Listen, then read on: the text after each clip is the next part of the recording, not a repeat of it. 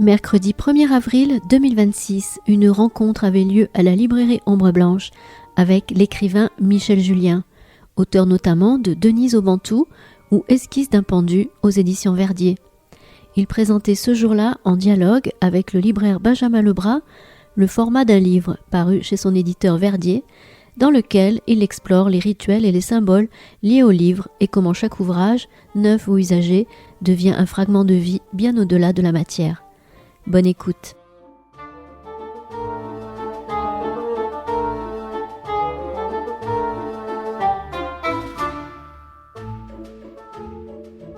Bonsoir à toutes et à tous. Merci d'être venus ce soir à la librairie, à la rencontre de notre invité, que nous sommes très heureux d'accueillir, Michel Julien. Bonsoir et merci à vous d'avoir accepté l'invitation de la librairie.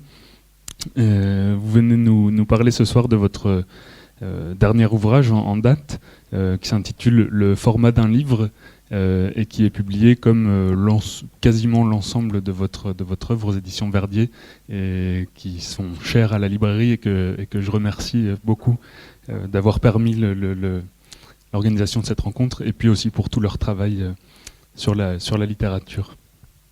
Donc je dis quelques mots. Vous êtes écrivain après avoir été enseignant. Vous avez également œuvré dans le domaine de l'édition. Donc le monde du livre est quelque chose qui vous est familier. Vous êtes l'auteur d'une œuvre singulière entamée à la fin des années 2000 par la publication chez Verdier déjà des Comédies tactiles, un livre qui n'est peut-être pas sans rapport avec celui dont nous allons parler ce soir. Et on suivit notamment le formidable livre qui s'appelle Esquisse d'un pendu, qui vient de reparaître également, qui vient de paraître en format de poche chez Verdier Poche, et qui est un livre formidable dont je recommande à tout le monde la lecture. Si vous ne l'avez pas encore lu, profitez de la parution en poche pour le faire.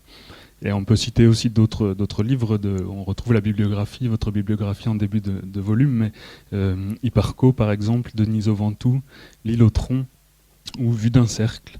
Autant de livres qui explorent des registres, des genres, des tonalités différentes, mais qui sont tous unis par une même exigence de l'écriture. Un style qui procure à tous ses lecteurs, il me semble, et en tout cas ce qui me procure à moi, une forme de joie, de plaisir du texte, la sensation d'une immersion toujours sensible, sensorielle, qui est tout à fait unique, il me semble. Voilà. Et alors pour en revenir au format d'un livre, on peut dire en préambule que c'est une étude là aussi sensorielle, matérielle, un petit peu aussi historique et surtout personnel de cet objet qui est à la fois si commun et si particulier, le livre. Et le livre en tant que contenant, davantage que comme contenu. C'est une distinction sur laquelle on reviendra souvent. L'objet livre plutôt que le texte. Il y est un peu question du contenu bien sûr, mais ce qui vous occupe c'est plus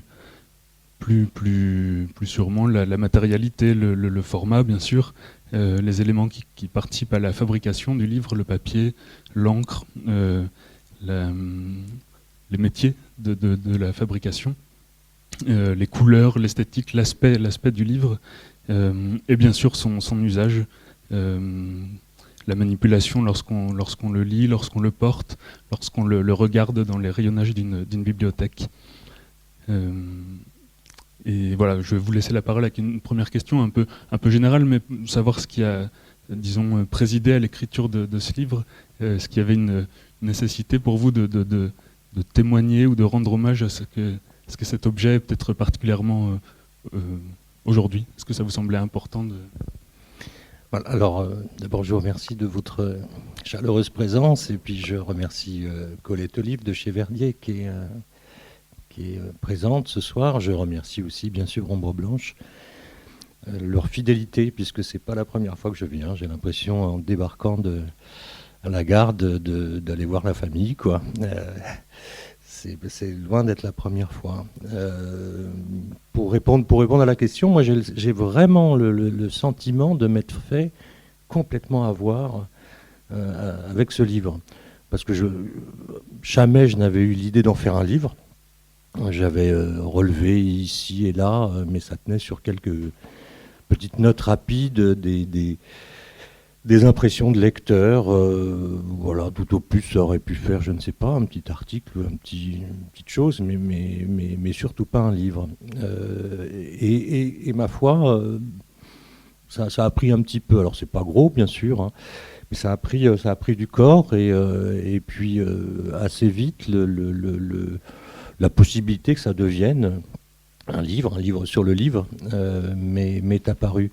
Et puis je me suis fait complètement avoir, parce que quand ça a commencé à être un projet, je ne savais pas que finalement il y aurait une trame autobiographique au milieu de tout ça. Je ne pense pas avoir, dans l'ensemble des écrits que j'ai pu réaliser, mettre ma personne en avant. Généralement, voilà, tout ce qui est autobiographique, à part quelques petites exceptions, c'est pas vraiment dans mon habitude. Et là, à mon corps défendant, je m'aperçois que ce livre commence avec l'impression du très très très très jeune lecteur que je fus, ou plutôt du non-lecteur que je fus, puisque l'apprentissage de la lecture, et qui plus est de l'écriture, aura été particulièrement âpre, dur, sévère, et que le livre, sans qu'il y ait de calcul de ma part, se termine avec, en gros, avec aujourd'hui, avec une des dernières visites que je fais chez mon père, qui fut un grand lecteur. Et la troisième chose, non pas que je me sois fait avoir là, qui m'est apparu après coup, c'est que, alors je ne compte pas, mais c'est vrai que c'est un petit anniversaire, c'est le 10e livre à couverture jaune, le 10e publié aux éditions Verdier. Et après coup, je me suis aperçu mais tu l'as dit, qu'il y avait des ressemblances assez frappantes avec le tout premier des livres que j'ai pu faire chez Verdier, qui était très petit, qui va faire 80 pages, je crois, qui s'appelle Compagnie tactile, effectivement, et qui consiste en une espèce d'évocation, une revisitation de l'enfance à travers des objets familiers des années 60. C'est une espèce de petit bazar comme ça, où tout y passe, avec quoi un enfant peut jouer, un aimant, ou la machine à écrire de ses parents, et une petite collection d'objets qui sont approchés, comme le titre le dit, par des réminiscences de toucher, des réminiscences vraiment tactiles. Or, dans ce livre-ci, il n'est question quasiment que de ça. Le livre, à travers ses sensations visuelles, tu l'as dit, ses sensations de toucher, ses sensations même d'odeur, hein, on sait tous ce qu'est un livre fraîchement sorti de l'imprimerie. Dans les librairies, ça sent le livre. Voilà, donc c'est presque un livre qui m'a échappé, et tant mieux. C'est amusant que le livre prenne le dessus sur un... C'est pas du tout mon habitude.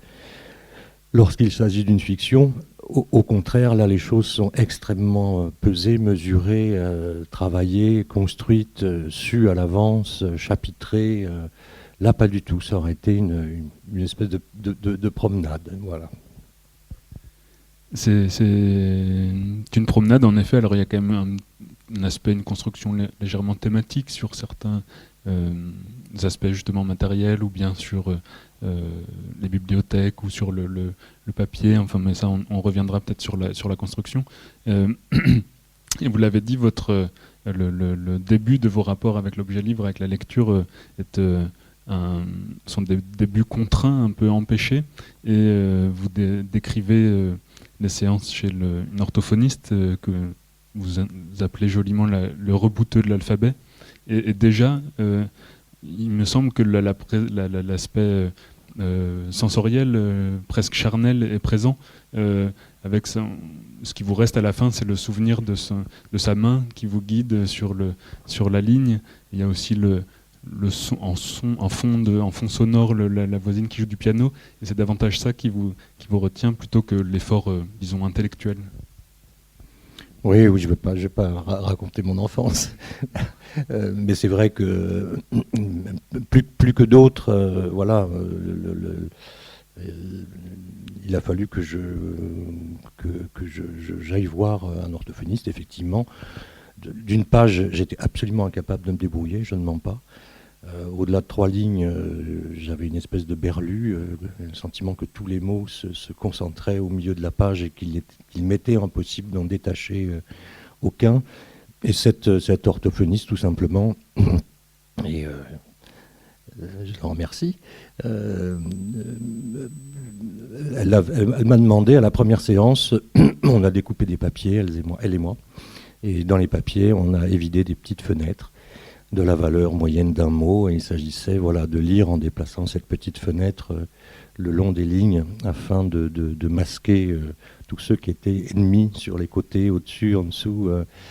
Et ça aura été ma première entrée véritable dans le livre.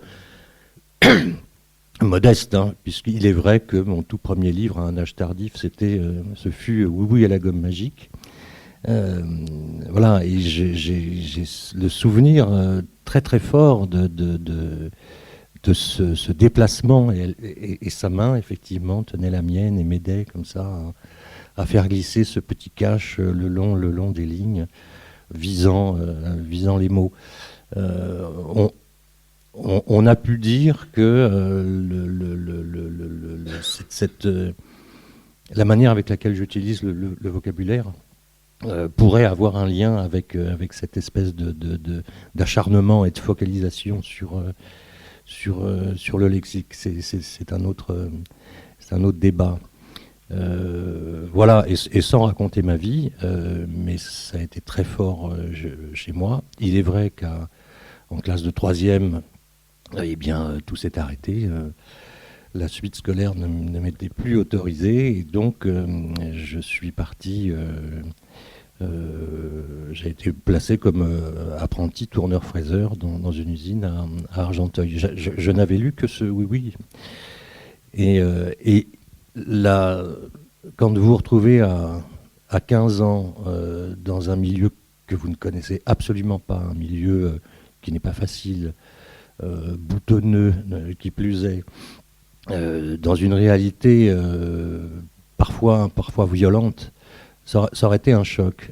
Ça aurait été une année très dure pour moi sur le plan sensible, mais n'empêche qu'il s'est passé cette chose que contre ce monde de l'usine, le moyen de m'opposer à ça, ça a été de prendre un livre, justement.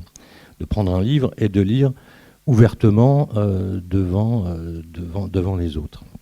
Et d'aller rejoindre ma machine avec toujours un livre posé sur... Alors bien sûr, ça ne plaisait pas beaucoup, mais voilà, au bout d'une petite année, j'ai été viré de l'usine.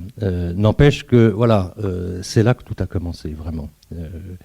Et pour moi, c'est cette année, aussi compliquée fut-elle, aura été pour moi le salut.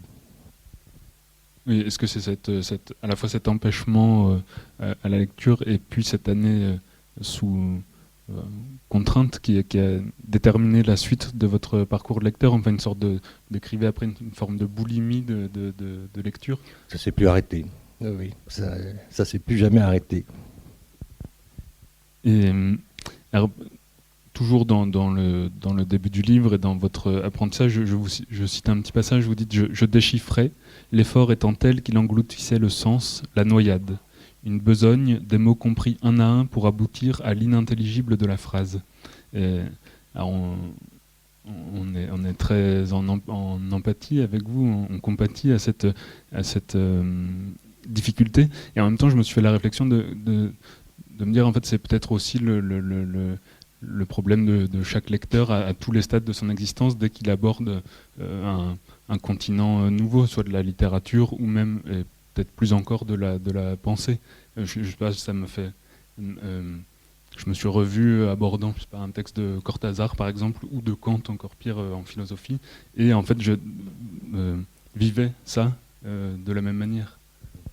Oui, alors, loin de moi l'idée de me faire passer pour un cas particulier. Hein, des gens qui ont eu des difficultés d'apprentissage, il y en a beaucoup. Voilà, le problème n'est pas là, absolument pas. Ce que je voulais, c'était à travers, non pas mon parcours, puisque je voulais pas en faire un truc autobiographique, quoique il y ait un fil autobiographique. Ce qui m'intéressait avant tout, c'était absolument pas de parler de moi, et je crois pas vraiment parler de moi dans ce livre, mais de rejoindre l'expérience universelle qu'on peut tous faire avec l'objet livre, avec quel que soit son format.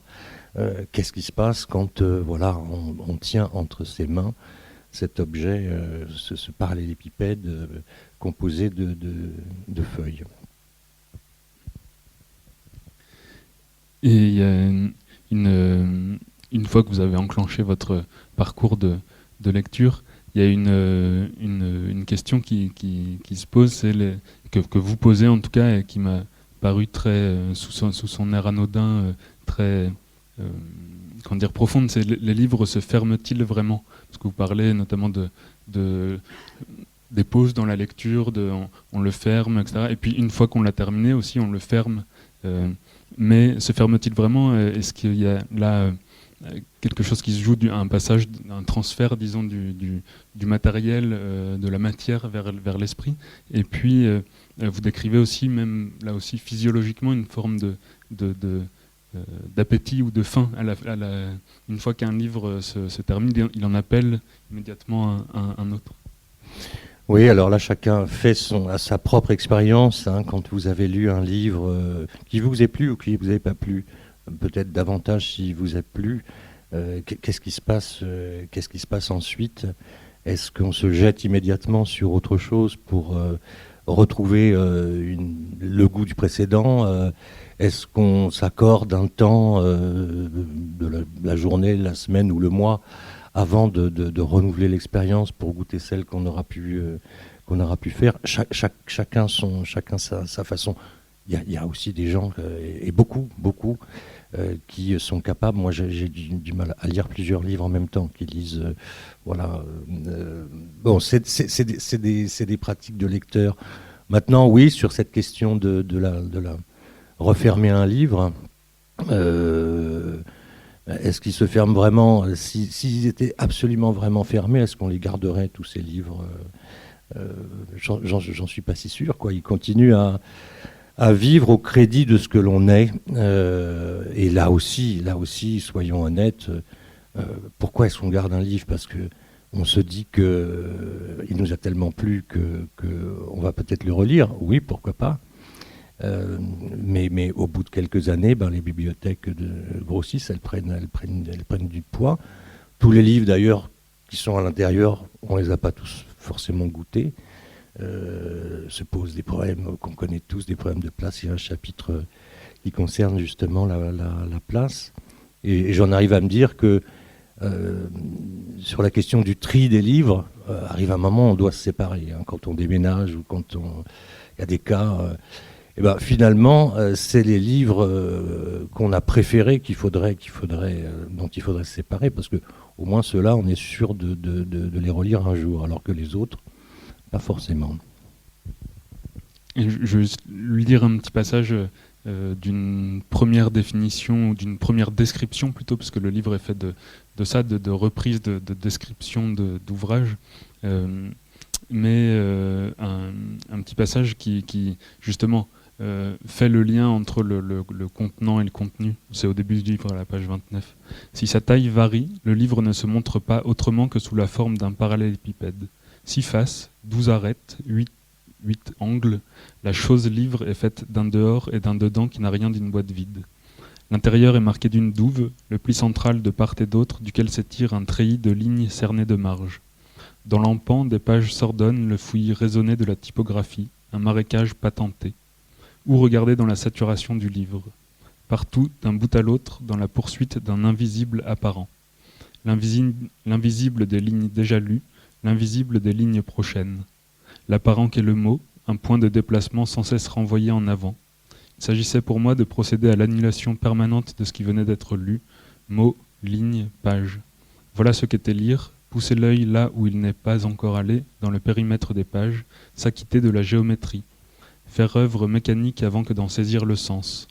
Aujourd'hui je ne fais pas mieux, car enfin voilà bien ce qu'est lire, ne jamais voir au même endroit du livre. Seulement certains s'y obligent quand d'autres s'y prêtent à plaisir.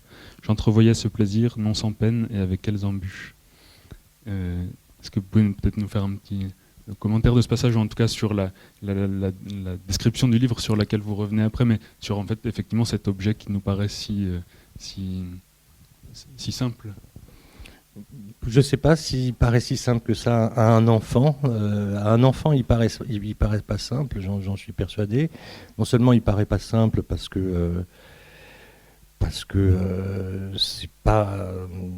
Je parle du regard que peut avoir un enfant sur la bibliothèque de ses parents. Je ne parle pas des livres pour enfants. Je pense qu'en tout cas, moi, j'en ai fait l'expérience avec mes propres enfants. La bibliothèque, notre bibliothèque, les effrayait complètement. Avant qu'ils ne sachent lire et quand ils ont commencé à lire.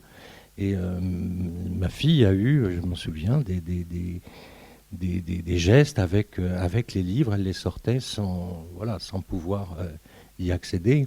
Et j'ai observé son regard et ce manège qu'elle pouvait avoir précisément avec des formats différents, comme des cubes, vous savez, avec lesquels les enfants peuvent jouer. Oui, c'est un objet qui, en plus, à mes yeux, a quelque chose d'extrêmement vivant, indépendamment du contenu. Effectivement, il y a des livres sérieux, il y a des livres drôles, il y a des livres tout ce qu'on veut. Mais l'objet, dans son apparente inertie, je trouve, s'amuse à envoyer des petits signes à son lecteur. C'est des choses dont on a tous fait l'expérience. Ça prend des tours extrêmement différents. Ça peut être tout à coup une énorme coquille à l'intérieur du livre. C'est comme si le livre vous réveillait, vous titillait un petit peu. Ça peut être un défaut flagrant. Je parle de ma lecture de Moby Dick. C'est quand même assez épais, Moby Dick, et le bouquin que je lisais avait un énorme défaut de fabrication. Dans la chaîne de brochage, il y avait deux cahiers qui avaient été largement décalés, si bien que en pleine chasse à la baleine, les pages étaient coupées sur la droite et à l'intérieur du pli, il y avait un grand blanc, impossible de lire. Bon, là, c'était. Mais il y a plein de petits signes dans ces livres, notamment, et ça on en a tous fait l'expérience, sur des livres qui ne nous appartiennent pas, des livres de seconde main, des petits signes qu'ont laissé le lecteur précédent. Alors ça peut être extrêmement ténu, ça peut être, à défaut d'un marque-page, l'angle d'une page qui est plié. Et on se demande, je trouve ça très émouvant. Je me dis, tiens, le lecteur s'est arrêté là. Il a fait sa halte, il a posé son repos ici, puis ensuite il a repris le livre. On retrouve dans les livres, et ça c'est pour moi merveilleux, des objets qui ont été glissés, à titre de marque-page sans doute, et on trouve de tout. Ça peut être une note d'électricité, ça peut être une carte de visite, ça peut être... on peut tout imaginer, et vraiment on trouve de tout. On se demande, ça relève pour moi d'une petite archéologie individuelle. Qu'est-ce qui fait que ce lecteur a mis ce document, une liste de courses, et pourquoi à tel endroit? Est-ce que c'est un hasard complet? Est-ce qu'il a voulu se débarrasser de... On peut se poser plein de petites questions qui, pour moi, sont charmantes. Et puis ça aussi, on l'a tous vécu, sur des livres de seconde main. Vous tournez la page et vous apercevez que le lecteur a mis un petit trait, a souligné quelque chose en marge. Alors c'est très troublant parce que votre propre lecture est non pas suspendue, vous continuez à lire et vous vous approchez, votre œil s'approche de cet endroit et on se demande, mais je vais bientôt tomber sur ce passage souligné, je vais comprendre pourquoi il a été souligné. Et très souvent, on ne comprend pas du tout pourquoi. C'est tout à fait anodin.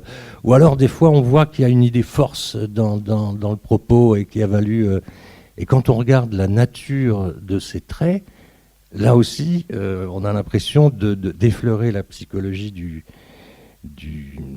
lecteur d'avant. Des fois, c'est pas un trait, c'est 2 traits. C'est pas pareil. Des fois, c'est souligné. Des fois, c'est un souligné un petit peu en vaguelette, comme si le lecteur doutait ou remettait en question, ou au contraire voulait éclairer. Et puis, dans les marques aussi qu'on trouve, c'est beaucoup plus rare. C'est des marques de bonheur perdu. Une feuille séchée. Ça arrive, ou un trèfle à 4 feuilles totalement séché. Je trouve ça extrêmement émouvant. Parce que là, ça vient dire autre chose. On peut tous imaginer. Est-ce que ce fut une lectrice? Est-ce que ce fut un lecteur? Pourquoi? Qu'est-ce qu'il vivait au moment où il a déposé cette fleur qui n'était pas séchée alors? Voilà, c'est autant de signes que vous adresse le livre, comme si il avait une identité propre et qu'il voulait presque jouer avec vous. Ouais. Oui, et ce que vous dites sur ces marques, ces annotations, ces choses laissées dans les livres, ça arrive avec effectivement les livres de seconde main, et alors là on imagine l'histoire d'un inconnu, mais ça arrive aussi avec nos propres livres, quand on les relit, par exemple des livres de jeunesse ou de vie étudiante qu'on relit plus tard, et ils sont là dépositaires un peu de notre mémoire, et de manière parfois ou souvent déceptive. C'est ça, on tombe sur des passages où le trait devient presque un point d'exclamation, et on voit bien l'idée qu'il y avait dans la phrase, et on se dit mais quelle andouille j'étais pas un lecteur assez aguerri, voilà. Ou alors ça arrive aussi sur des bouquins.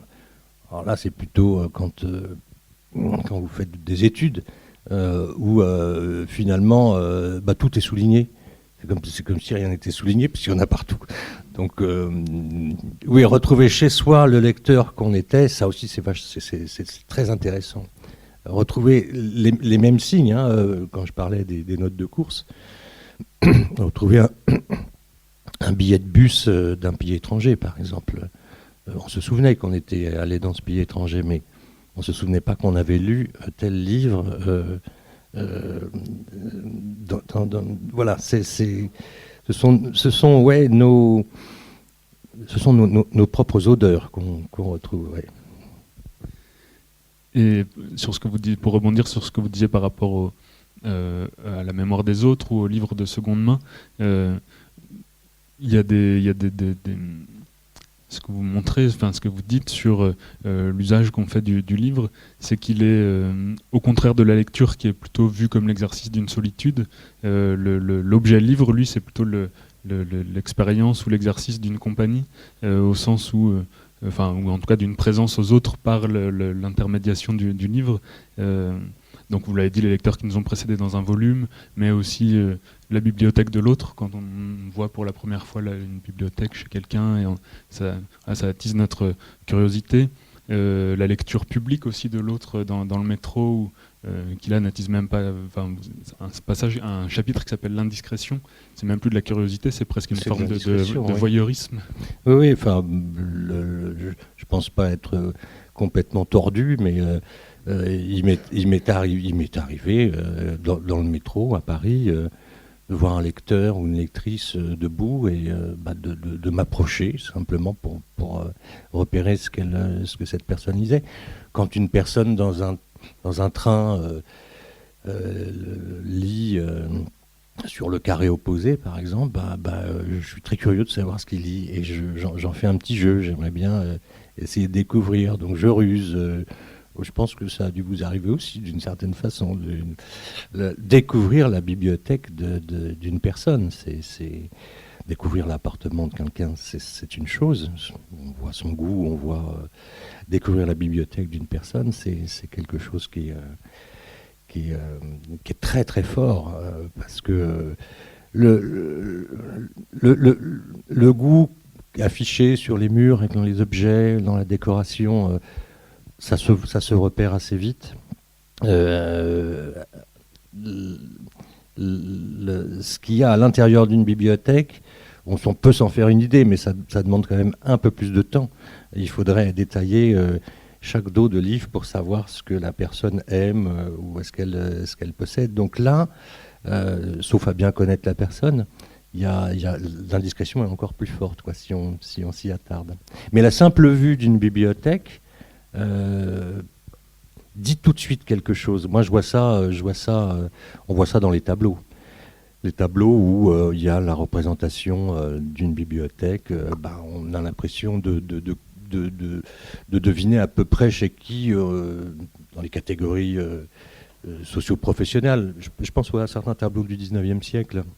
Voilà, dans les films, quand vous voyez en arrière-fond une bibliothèque, vous voyez, c'est fait pour ça. Hein, c'est fait pour ça. On arrive simplement à la vue des dos, au rangement des livres, au nombre de bouquins, aux étagères. On sait si on est chez un avocat ou un psychanalyste. Et pour en rester justement à cette représentation picturale, vous notez une relation un peu ambivalente à la peinture, de la peinture à l'objet livre, c'est-à-dire que autant les scènes de lecture sont souvent... alors déjà, la lecture figure dans de nombreux tableaux, l'acte de lire, et souvent dans des tableaux qui sont considérés comme des réussites sur le plan esthétique. En revanche, l'objet livre lui-même, les lignes, le papier, c'est souvent déceptif. Et à quoi ça tient? Est-ce que c'est la difficulté de représenter notamment la typographie? Oui, il y a... Je connais une personne qui collectionne les reproductions de tableaux où on voit lecteur ou lectrice. C'est un thème pictural très, très vaste qui d'ailleurs, c'est intéressant quand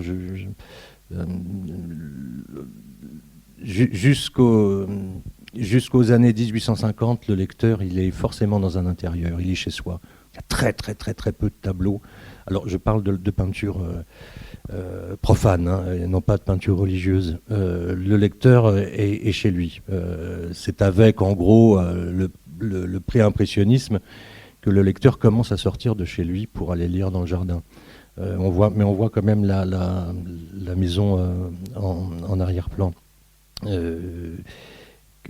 Quelle était la question? Parce qu'on était parti sur la peinture. Oui, la représentation de l'acte de lire est souvent réussie. En revanche, la représsion oui, c'est ça. Oui, c'est alors dans ces tableaux, ce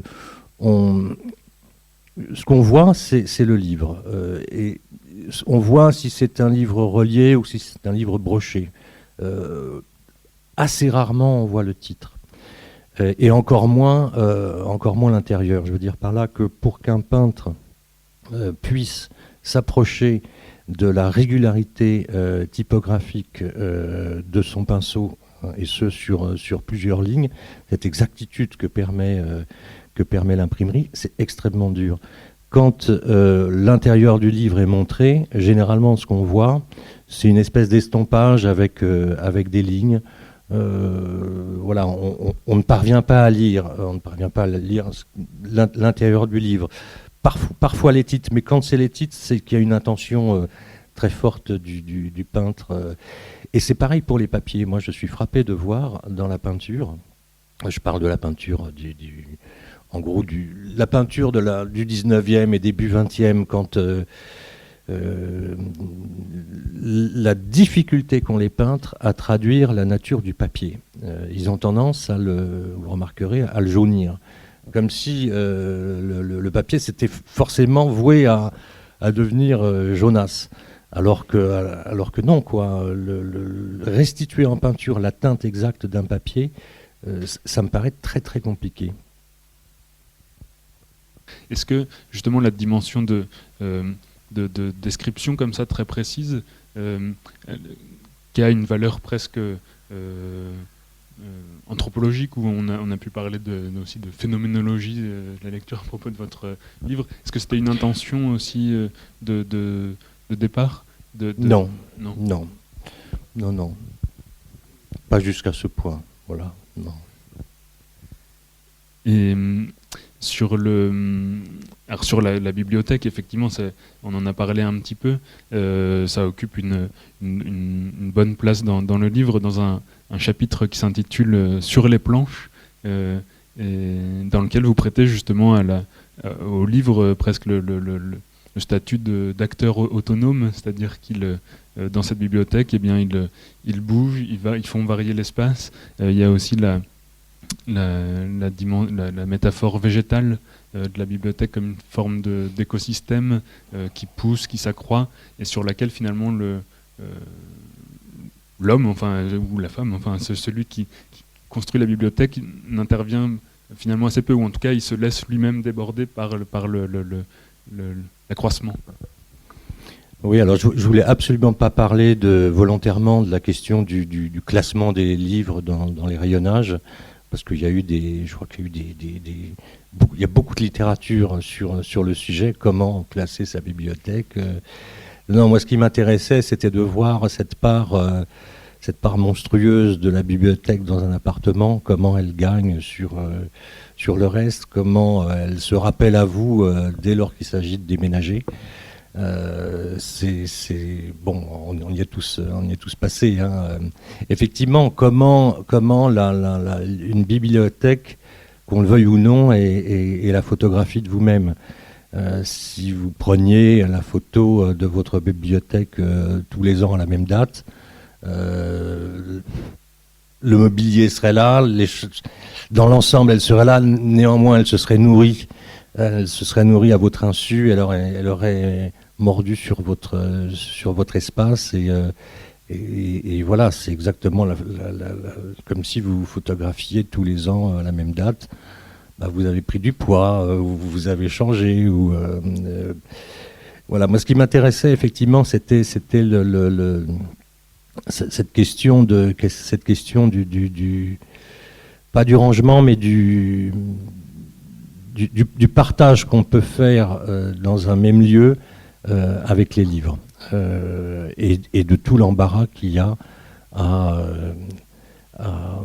justement à déplacer, à ranger au cours de ces lectures, parce que ça tient plus très vite. Si vous adoptez l'ordre alphabétique, sauf à avoir aucun classement, vous êtes très content, votre bibliothèque est très bien, et puis au bout assez vite, en fait, ça ne tient plus. Qu'est-ce qui se passe à ce moment-là? Et voilà, je raconte plein de petites expériences comme ça, où les livres vont migrer à l'intérieur de la bibliothèque, et tout ce qui peut arriver, et tout ce qui nous est arrivé de malheureux, d'agaçant ou d'enrageant, voilà, au moment de refaire tout ça. Relisez ou lisez Don Quichotte. Il y a un chapitre absolument délicieux c'est au début de Don Quichotte, je crois que c'est le chapitre 6 de mémoire. On parlait des bibliothèques. Le pauvre Don Quichotte est alité dans la chambre à côté, chez lui. Il a eu toutes les peines possibles après ce que fut sa toute première sortie en tant que chevalier. Donc il délire à moitié dans la chambre, et puis il y a le barbier, le curé, je crois, et la bonne qui se disent mais les livres l'ont rendu fou, le pauvre homme. Donc on va faire l'examen de sa bibliothèque. C'est un chapitre délicieux où là c'est un autre qui voit votre bibliothèque. On parlait de ça tout à l'heure, et ils se mettent à consulter les livres et à jeter tous les livres de chevalerie par la fenêtre. Des fois ils en rattrapent. Ils en sauvent, alors quand même pas celui-là. Ça aussi, c'est des expériences. Je trouve ça très moderne comme approche.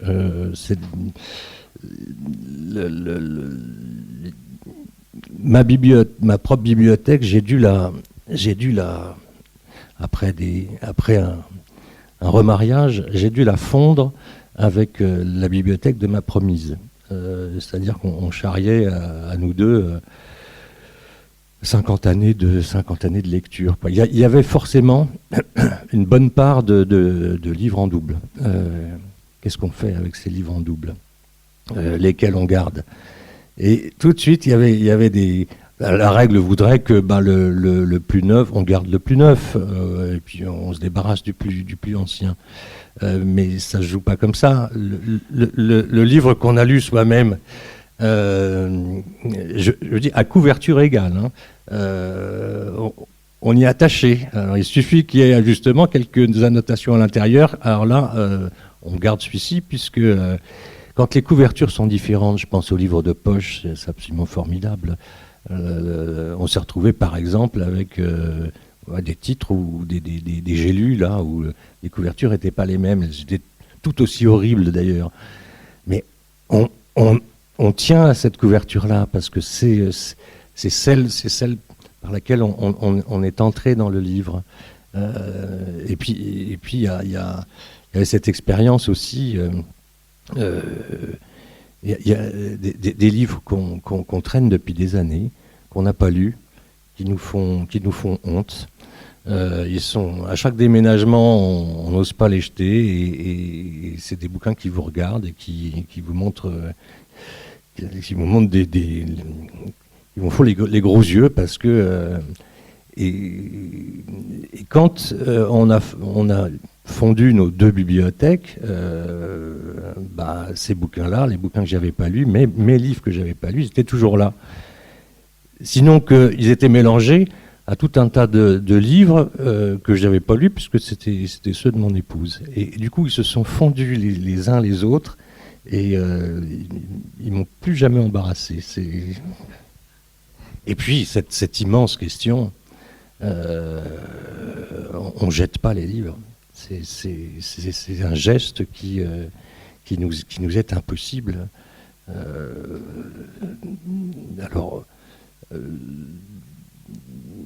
Aujourd'hui, il y a les boîtes à livres, il y a toute une partie sur les boîtes à livres. Mais fut un temps, je me souviens, à Paris, avant que les boîtes à livres fleurissent un peu partout, on trouvait des livres sur le rebord des fenêtres ou par terre, sur les trottoirs. Avec cette impossibilité de mettre un livre à la poubelle. Alors on brûle les livres, oui, pour des questions politiques et autres, mais quand c'est à vous de trier votre bibliothèque, il y a cet embarras en plus, quoi. Alors quand on a fondu nos 2 bibliothèques avec mon épouse, je peux vous dire que les boîtes à livres de la région et les EHPAD, ils ont été remplis. Et vous parlez donc effectivement des boîtes à livres, aussi des livres d'occasion. On en a pu en parler, des livres qui ont eu une vie avant leur nouvelle vie commune avec nous, avec le nouveau lecteur. Et quand on parle de bibliothèque, il y a forcément aussi un aspect esthétique, de la noblesse des matériaux, le chêne, les étagères en chêne brut, etc. Et quand on parle de collection de livres, vient aussi la question de la bibliophilie. Ça n'a pas l'air d'être, vous personnellement, une manie qui vous tient, l'objet livre comme un objet esthétique, oui, beau, mais rare, cher. Vous parlez de la Pléiade, on pourra peut-être y revenir, mais ça n'entre pas dans les considérations. Non, absolument pas. Alors bien sûr, je suis sensible à la beauté d'un livre 18e relié cuir, mais voilà, c'est pas pour ça que j'y mettrai le prix si je peux l'acquérir autrement.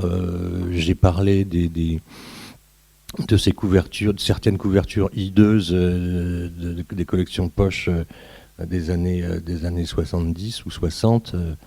Pour moi, c'est de la bibliophilie. J'y suis très attaché. Je parle de cette anecdote, mais qui est vraie. C'est aussi de la bibliophilie. En tournant dans les boîtes à livres, je me suis dit, c'est phénoménal ce qu'on voit dans les boîtes à livres, dans la variété des genres, alors l'absence totale de classement. C'est les bibliothèques où rien n'est classé, forcément. Il n'y a aucun ordre. On voit de tout. Et on voit en littérature, on voit la littérature d'une certaine époque, passée de mode, celle des grands-parents.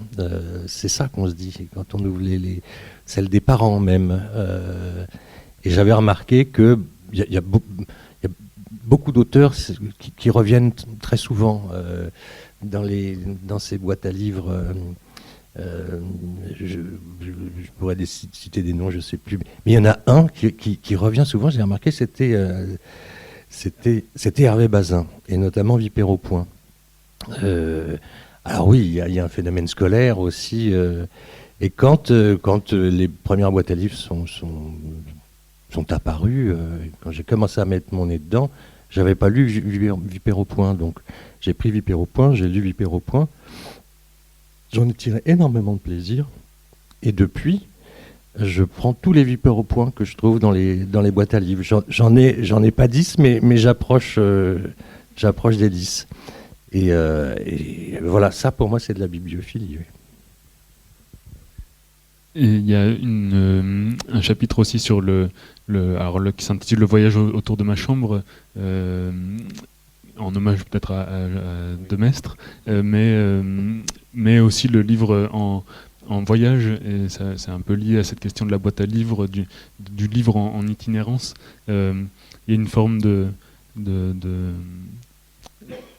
solidarité entre c'est peut-être là que se voit le mieux la solidarité qui s'exprime entre le lecteur et son livre, ou entre le livre et son lecteur, avec des livres qui suivent le voyage dans toutes ces épreuves, les intempéries, et jusqu'aux limites presque de leur résistance physique. Oui. Ça aussi c'est de la bibliophilie. Je parle du cas d'un Dostoïevski, que j'avais importé en Afrique après avoir traversé, je ne sais plus, 4 pays dans des conditions assez juvéniles, sans trop de budget. Le Dostoïevski est revenu, mais dans un état pitoyable. Il s'était pris toutes les poussières d'Afrique. Mais voilà, il en est marqué, mais c'est mon histoire, et bien sûr, je l'ai toujours conservé. Donc oui, il y a ces pauvres livres en voyage qui en reviennent quand ils en reviennent. Certains n'en reviennent pas. Et dans ce chapitre, ce qui m'intéressait aussi, c'était de parler de quand vous partez en voyage, vous prévoyez vos lectures. Et des fois vous vous trompez. Il m'est arrivé très souvent de me retrouver dans des coins complètement perdus. Il me reste 4-5 jours de vacances, et puis j'ai fini tous les livres que j'avais emportés. Et donc là, vous êtes amené à lire des choses que vous n'auriez jamais lues dans d'autres circonstances. Et c'est très bien. C'est un peu comme le Hervé Bazin de la boîte à livres. J'ai découvert certains auteurs à cause d'une disette éditoriale. Voilà, vous prenez ce qui vous tombe sous la main, que ce soit dans la location de vacances là où vous êtes, où il y a 2 livres qui se battent en duel, ou que vous alliez au bureau de tabac du village, où pareil, ils vont avoir 2-3 bouquins du moment. C'est cela qu'on lit. Et sur le voyage, il y a aussi alors là une pratique qui est un peu à contrepoint de la mienne. Lors du choix des livres qu'on emmène, c'est vrai qu'on pourrait avoir tendance, et c'est un peu ma tendance, à emmener par exemple, je sais pas, Kafka pour aller à Prague, ou bien Vargas Llosa pour aller au Pérou. Bon, et vous prenez plutôt le contre-pied. Oui, je serais incapable de lire Kafka à Prague, parce que j'aurais l'impression d'une voix qui s'ajouterait à celle qui m'est déjà imposée par la méconnaissance du pays, qui viendrait s'interposer entre ma vision du pays et ma lecture. Donc effectivement, je lirais un Sud-Américain en allant à Prague. Mais ça, c'est pour le faire profiter. C'est quelque chose de très personnel. Quand vous baladez dans les îles grecques, vous avez forcément dans les guest house, vous avez forcément Homère dans toutes les langues. Bon, pourquoi pas lire effectivement Homère dans les Cyclades, mais ça redouble pour moi le voyage, ça redouble la géographie. Et alors le livre, enfin l'ensemble de l'ouvrage est bien sûr un témoignage à l'objet livre, mais qui se conclut sur un chapitre qui est peut-être un petit peu en contrepoint, ou qui éclaire différemment la lecture du livre, avec l'expression d'une forme peut-être de désenchantement vis-à-vis peut-être du livre et aussi de la lecture. Peut-être un désenchantement qui est à la fois collectif, enfin, sur la place qu'a le livre dans nos sociétés aujourd'hui, mais qui est aussi plus individuel, intime. C'est pas un désenchantement personnel. Je me suis peut-être mal exprimé si vous l'avez vu comme ça. Non, c'est avant la rencontre, on discutait avec certaines personnes de la librairie du monde de la librairie et de la question du livre et de la question du lectorat. Bon, voilà, on sait à quel point c'est quelque chose qui se réduit, qui devient de plus en plus compliqué. Il y a la question du lectorat, mais il y a aussi la question de l'économie du livre. On est tous quand même surpris et un peu écœurés de le mot est faible, surproduction annuelle qu'on voit débarquer en librairie. Comment voulez-vous que le tout soit absorbé ? C'est votre travail, c'est pas le mien. Mais entre le moment où, oui, j'ai pu découvrir l'objet livre et aujourd'hui, il s'est passé quand même des bouleversements structurels profonds dans nos sociétés. Il ne s'agit pas de les pointer, mais ça conduit à une forme de désenchantement et presque de crainte, indépendamment de l'anecdote que je cite, qui m'était arrivée. Je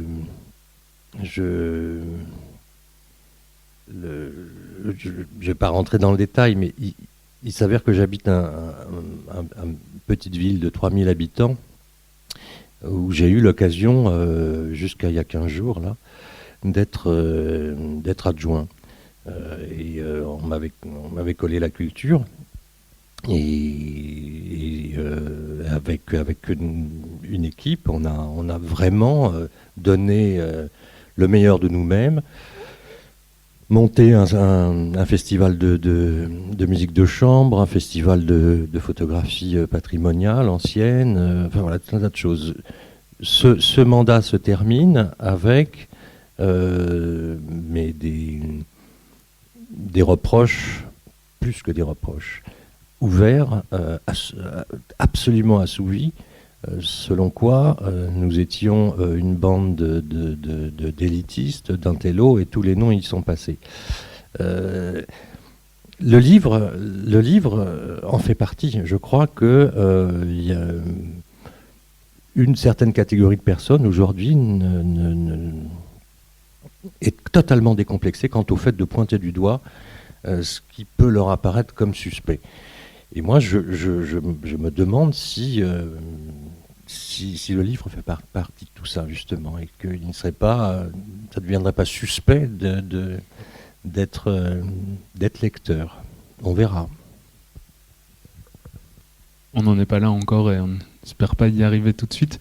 Alors j'ai d'autres questions, mais peut-être parmi vous, justement, il y a des personnes qui souhaiteraient réagir à ce qu'a dit Michel Julien, ou bien l'impression de lecture si vous avez lu le livre déjà. Et si vous ne l'avez pas fait, je vous incite vraiment à le faire, parce que c'est, même si là ça termine sur un point un petit peu peut-être plus sombre, mais l'ensemble du livre est très très enthousiasmant. Et d'ailleurs l'humour, on n'en a pas parlé, mais l'humour fait partie aussi et dans le tableau, et là dans le tableau.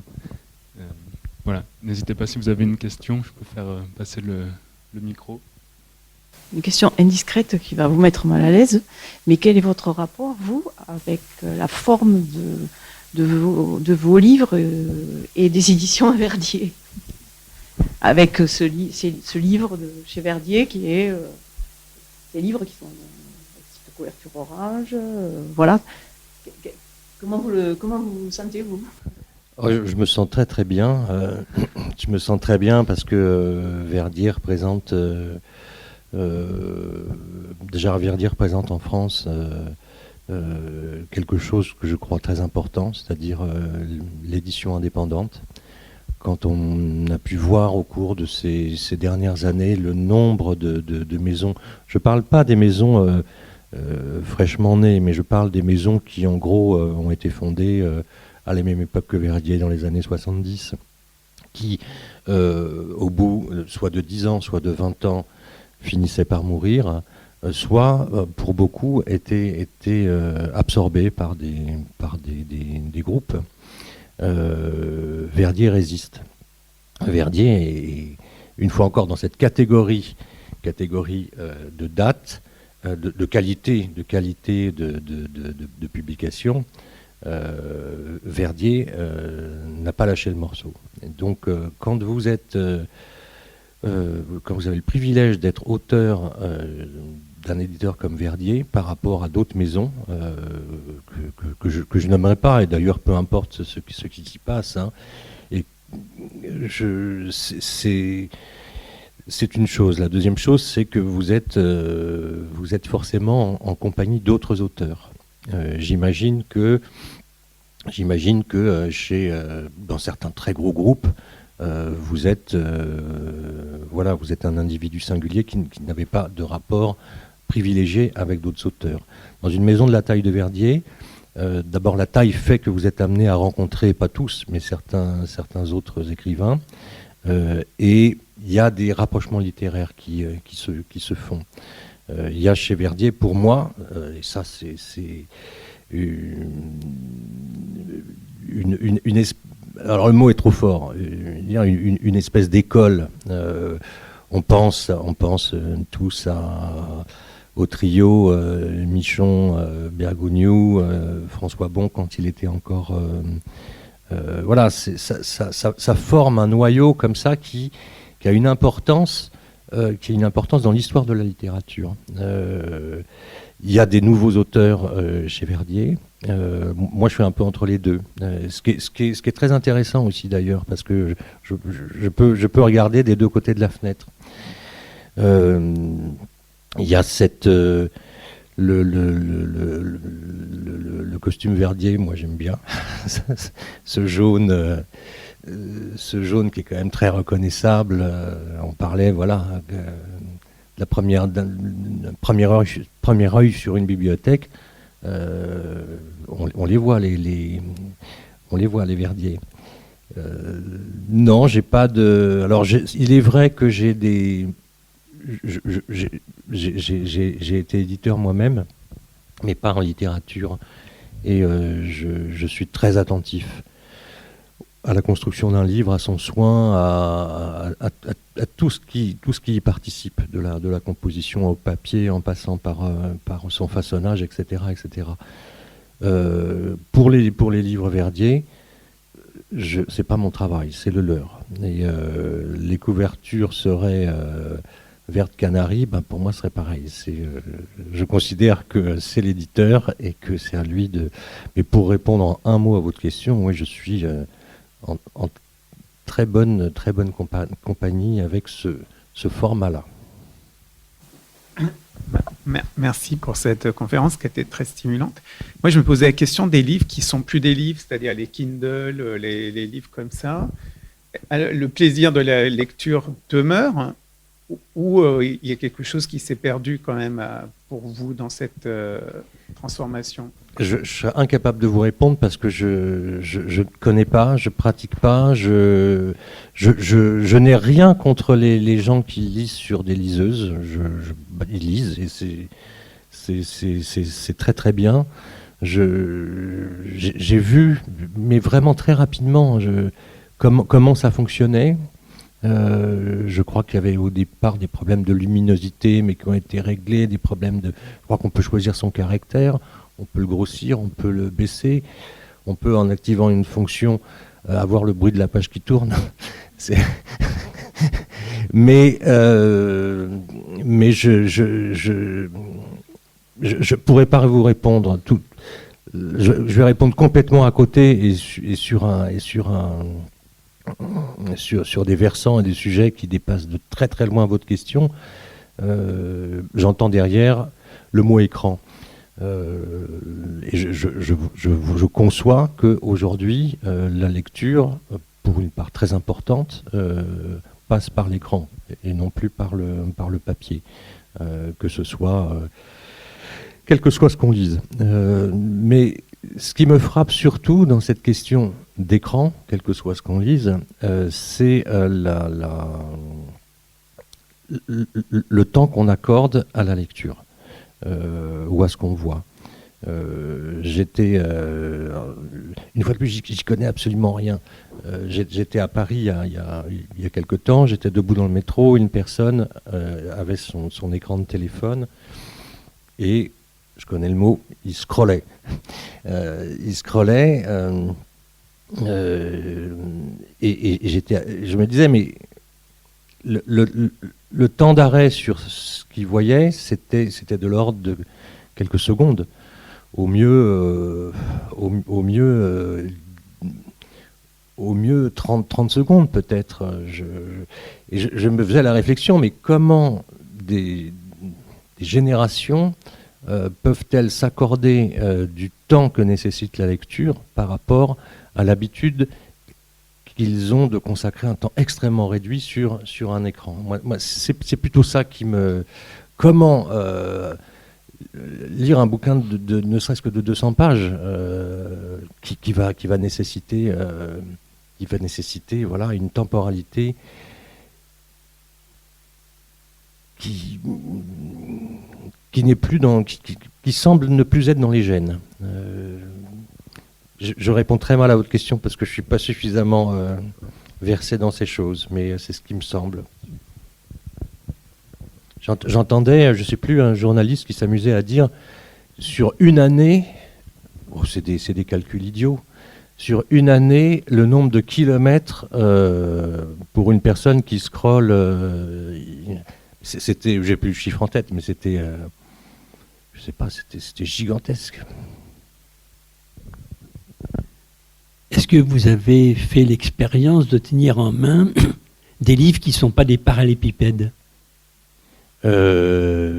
Alors, des livres pour enfants, oui. Mais sinon, je cherche. Je crois pas. Vous pensez à quelque chose, à un format Oui, il y a des livres ronds, triangulaires, carrés, oui, avec des collages. Il y a des livres d'artistes. Oui, il y a des livres d'artistes, mais sur les autres formats, j'en ai touché, oui, dans la baignoire de mes enfants, quand ils prenaient le bain, mais j'ai un peu oublié. Des livres en plastique, oui, des livres ronds, effectivement. Mais... Il y a des éditeurs indépendants qui n'existent plus aujourd'hui, mais qui sont du XXe siècle, qui ont inventé d'autres formes de livres. Sans doute, oui. Sans doute. Et est-ce que vous avez fait l'expérience aussi de livres collés et des livres cousus ? Oui, bien sûr. Alors, il y a une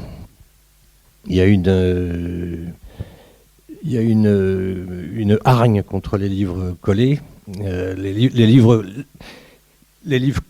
collés, c'est les livres sur lesquels, en fin de chaîne, on a donné un coup de massicot ici. On met de la colle et la couverture est collée. C'est-à-dire que en tirant, les pages se désolidarisent. Les livres cousus, on plie le cahier, le dos du cahier n'est pas coupé et le dos touche la couverture. C'est plus solide. Néanmoins, c'est une réflexion. Les gens disent toujours moi j'aime pas les livres collés. Il y a eu d'énormes progrès dans l'école. C'est vrai. Je reconnais que encore dans les années 2000, jusqu'en 2010 peut-être, c'était très pénible d'avoir ces pages qui se détachaient dès lors qu'on ouvrait un petit peu trop son bouquin. Je remarque que ça a changé. Mais bon, vous me direz que les colles qu'on utilise n'ont pas la qualité de celles qu'on utilise pour des livres brochés, où il n'y a pas ce coup de massicot, et que d'ailleurs, si on parle de l'odeur du livre, cette odeur qui plaît tant, c'est des produits chimiques, c'est les colles le papier n'a pas d'odeur particulière, c'est la colle qui a justement, et c'est des odeurs qu'on voit en librairie, c'est des odeurs qu'on a quand on achète un roman, mais si le roman faites-en l'expérience, si le roman fait, je dis n'importe quoi, 400 pages et que vous ne lisez pas très vite, au bout d'un moment, votre livre, il sent plus rien. Les odeurs de colle se sont évaporées. Écoutez, merci pour toute votre expérience. Moi, j'ai été surprise. Je suis une manifestation littéraire, je ne sais plus, l'occasion récemment, donc dans la rue du Thor, et c'était une manifestation autour des éditeurs indépendants. Alors, entre guillemets, petits. Les petits éditeurs indépendants, j'ai été surprise par le nombre. Je me demande s'il n'y en a pas de plus en plus, beaucoup de, entre guillemets, petits éditeurs indépendants. Ils se font plaisir d'éditer leurs livres. C'est de l'artisanat, en fait. Et parmi ces livres, donc il y a des inventions. Moi, j'ai été surprise des livres où il y a, dont le texte renvoie, par exemple, à des QR codes. Et avec le QR code, on regarde son portable et puis il y a des images, il y a des choses qui complètent. Et ça, j'ai trouvé ça formidable comme système aujourd'hui entre le livre et puis les images, les films. Et puis aussi, ce qui me surprend beaucoup, c'est depuis le numérique, c'est la beauté de la typographie. La typographie a fait une révolution depuis une dizaine d'années, et particulièrement sur les titres et les couvertures de livres. Et je trouve de plus en plus belle. Il y a des couvertures de livres, c'est des tableaux magnifiques. Et grâce à la numérique et aussi à la typographie, la typographie s'est développée, je trouve, de façon très artistique, des choses qu'on ne pouvait pas faire avant avec le plomb, si je puis dire, les lettres en plomb. Et du coup, voilà, donc je me dis, mais le livre, il vit encore, et il a encore une longue vie devant lui, surtout avec tous ces petits éditeurs indépendants. Oui, le livre vit. J'insiste sur un point, moi je suis entièrement d'accord avec vous. Je suis frappé, moi, du nombre de petits éditeurs qu'on voit tout à coup naître en librairie. On s'y intéresse, on regarde, on voit qu'ils ont 1 an, 2 ans d'existence. Je voulais parler pour l'édition indépendante, et j'insiste, de ceux qui restent encore indépendants après 40-50 ans d'exercice. Ce à quoi vous faites référence, ceux-là, il y en a malheureusement plus beaucoup. Qui restent vraiment indépendants, je vous assure qu'il n'y en a pas. Les éditeurs, les petits éditeurs indépendants qui sont des gens qui adorent leur métier, qui sont acharnés, qui bouffent de la vache enragée, on le sait, et qui très souvent ne cèdent rien à la qualité de ce qu'ils produisent. Votre deuxième intervention, je l'ai un peu oublié. Quant à la troisième, je crois qu'on assiste, je ne sais pas si c'est vraiment une histoire de typographie, puisque dans l'après-guerre, entre les années 50 et les années 80, le nombre de nouvelles typographies qui ont été créées, inventées, dessinées, c'est absolument extraordinaire. Je dis pas qu'avec l'outil informatique, on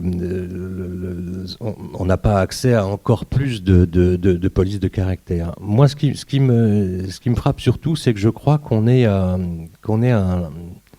un tournant, un changement dans le mode graphique. Je crois qu'il y a des modes de graphique qui sont clairs et nets. Un bouquin des couvertures des années 60, on reconnaît tout de suite. C'est pas du tout la même approche visuelle qu'un livre des années 80 et qui plus est.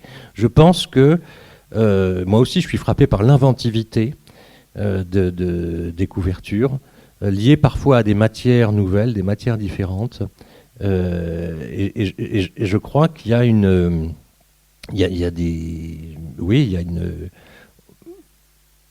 la tendance est en train de changer. Et on voit des choses absolument merveilleuses, je vous l'accorde. Je suis moi-même frappé, et même jaloux des fois. Oui, merci pour ce bel échange. Et je voudrais simplement vous demander si vous avez déjà vous êtes déjà intéressé ou avez pratiqué, avez eu recours à des expériences. 2 expériences. La première, c'est le livre avec les pages qu'il faut découper au coupe-papier. Je me rappelle quand j'étais étudiant, j'ai eu à acheter des livres où il fallait découper les pages. Il fallait découper les pages avec le coupe-papier. Donc c'est une espèce de découverte assez originale parce que ou bien on découpe toutes les pages jusqu'au bout, ou bien on se contente de découper simplement les pages qu'on lit à partir du début, ou parfois quand ce sont par exemple des livres qui sont dans un programme d'études, on découpe simplement le cahier, la partie qui correspond à ce qui... Ah ben oui, mais quelquefois, quand il s'agit de Thucydide ou de Platon, c'est pas toujours évident de passer son temps à lire complètement le budget en question. Bon, ça c'est une première expérience, je voulais simplement vous demander si vous avez eu l'occasion d'y être confronté. Puis il y a une deuxième expérience qui, moi, m'a toujours beaucoup intéressé, qui est beaucoup plus intéressante, je trouve, c'est les livres en édition bilingue. C'est-à-dire qu'on est avec une page de droite où on lit quelque chose qui est en regard avec la page de gauche en général, et ou bien on est obligé, on est amené à lire le livre en édition bilingue parce qu'il n'en existe pas d'autre pour avoir accès à la traduction en français, ou bien ce qui est parfois, ce qui m'est arrivé souvent de faire, c'est comme je n'ai pas une maîtrise absolue de certaines langues que j'aime beaucoup, je fais un va-et-vient entre la page de droite et la page de gauche, ce qui est certainement le but, un des buts d'éditer des livres en édition bilingue. Mais je crois aussi que quelque chose qui vous est peut-être arrivé, c'est le plaisir de lire en français et d'avoir à côté de vous les lignes d'une langue, surtout si ce sont des caractères qui ne sont pas les caractères latins, qui vous amènent à imaginer, à vous ouvrir votre imagination à un autre univers. Voilà, c'était juste de savoir si vous aviez été confronté à ce genre de choses. Alors, la première expérience, évidemment, j'y ai été confronté. Il y a même toute une section dans le livre qui parle justement des pages qu'on doit découper soi-même. Et j'aime beaucoup ce que vous dites sur ces lecteurs qui vont pas couper le premier cahier parce que le texte commence un peu plus loin, ou les lecteurs qui s'arrêtent de couper. Ça aussi, on en voit et qui là, on sait qu'ils ne sont pas allés plus loin. Et je parle même du geste. Le bon geste, le bon outil. On ne peut pas faire ça avec n'importe quelle lame. Je vais pas. Mais bon, il doit y avoir 5 ou 6 pages qui concernent précisément ce moment où on doit découper le livre, quel geste adopter, quels sont les partisans, qu'est-ce qui s'est passé pour les éditions Corti, Tant que les éditions Corti étaient dirigées par José Corti, les livres n'étaient pas coupés. Et puis l'anecdote est absolument célèbre. Il recevait des courriers de lecteurs en disant j'ai acheté un livre malfaçon, il est mal, il y a un défaut de fabrication. Mais ce qui est intéressant, c'est que après la mort de Corti, on a continué, la maison tenait absolument à avoir des livres non coupés. Mais ce qui est intéressant, c'est que finalement, ils ont arrêté, ils ont créé une collection qui s'appelle les massicotés, les coupés, mais qu'ils ont été tenus de le faire parce que finalement, il coûtait plus cher de ne pas terminer le travail jusqu'au bout, de ne pas couper, que de le faire, parce que les machines étaient standardisées. Mais oui, c'est une expérience tactile. La deuxième expérience, oui, je l'ai faite et j'aime beaucoup. J'aime beaucoup parce que, comme vous le dites, quand le dessin de la lettre dans certaines langues ne vous dit absolument rien, c'est comme un tableau magique qu'on a en face de la traduction. On peut, ça laisse des échappées merveilleuses. Quand c'est une langue que vous connaissez, mais pas si bien que ça, je trouve ça... j'aime beaucoup avoir les deux, parce que ça permet de réviser ça, de voir à quel point on parle mal la langue. Mais au bout d'un moment, on comprend que c'est tellement beau dans la langue originale qu'il y a un jeu qui se passe et qu'on essaye de ne plus regarder le texte français en traduisant comme on peut, mot à mot, un vers par exemple, et ensuite on découvre, c'est comme si on ouvrait une page dans la page pour voir ce que ça donne en français. Et c'est comme s'il y avait 3 lectures. La lecture du texte original, celle que vous tentez de faire, et la solution qui vous est livrée. C'est une très belle expérience, oui. Merci pour vos questions. On va peut-être pouvoir continuer l'échange de manière plus informelle. Merci beaucoup à vous, Michel Julien, pour votre intervention.